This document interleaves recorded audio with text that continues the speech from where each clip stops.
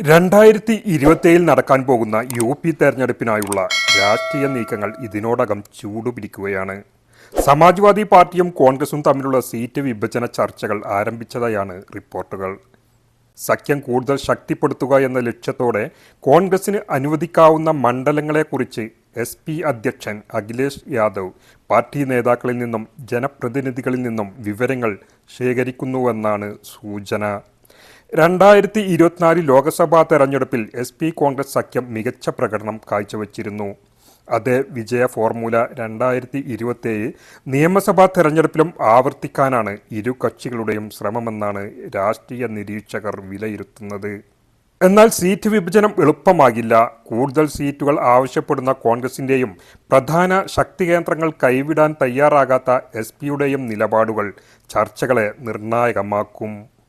അതേസമയം ഭരണകക്ഷിയായ ഭാരതീയ ജനതാ പാർട്ടിയെ നേരിടാൻ ശക്തമായ പ്രതിപക്ഷ ഐക്യം അനിവാര്യമാണെന്ന വിലയിരുത്തലുകളും സഖ്യകക്ഷികൾക്കുണ്ട്.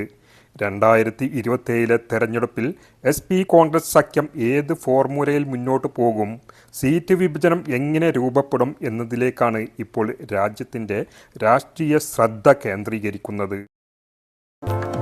All right, with an eye on the 2027 elections, we are now told that the Samaj have kick-started discussions on seat sharing.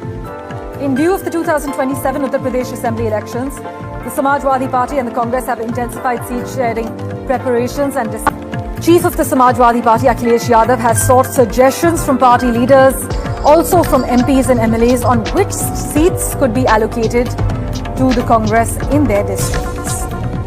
I must inform you, according to our sources, the Samajwadi Party is preparing a list of approximately 60 to 80 seats for the Congress and is also identifying potential candidates for all 403 seats.